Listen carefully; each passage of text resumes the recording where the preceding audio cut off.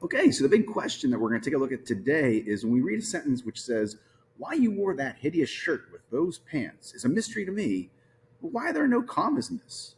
So the first thing I want to look at is what's happening in this sentence. So if I look here, I can see I have this clause which says, "Why you wore that hideous shirt with those pants is a mystery to me."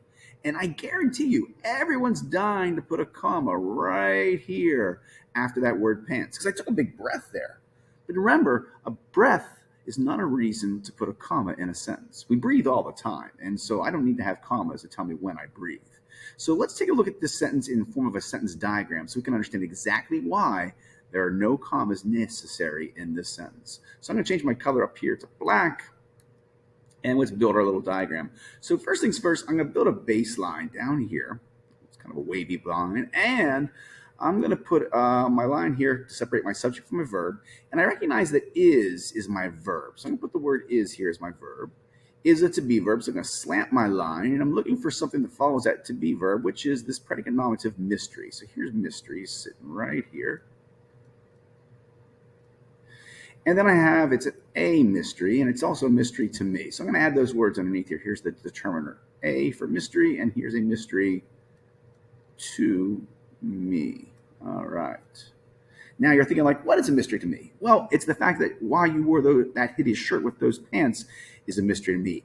And all these words here are trying to serve as the subject. So therefore, anytime I have more than one word trying to serve as a subject or any kind of noun position, I have to put it up on a tree. So here's my tree.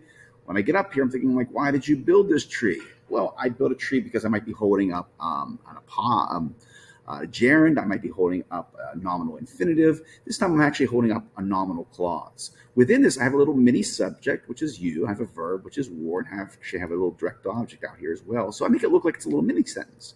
So here's you as my subject. Here's my verb wore. And I have a direct object, which is shirt. I'm going to add in my other word, which is going to be that shirt. And it's also a hideous shirt.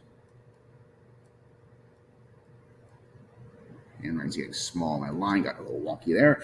And I have with those pants. So you could say it's a shirt with those pants, but I was thinking more that you're wearing them with those pants. So I was going to put underneath that word wear. So I'm going to come down here with, over with pants, and then down with those. So let me fill in those words. Here's with. Little preposition. That's a really bad looking T. Here's pants sitting here on my object of a preposition. And here's this word those.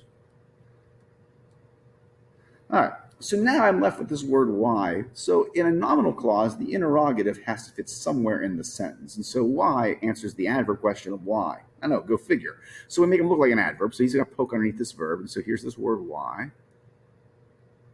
And now we've diagrammed the sentence, but we've also proven structurally why we're not adding any commas. Remember, you would never add a comma separating a subject from a verb. And so now when subjects start getting more complex, like this nominal clause, we start thinking, well, I've got to add a comma in. But it's not true.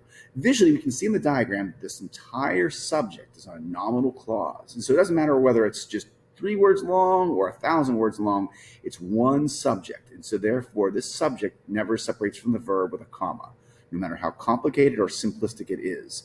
So the diagram shows us this is basically a subject, a to be verb, and an adjective. If you're a person who knows your sentence patterns, I would say this is a nice little pattern to sentence because it's a to be verb into an adjective.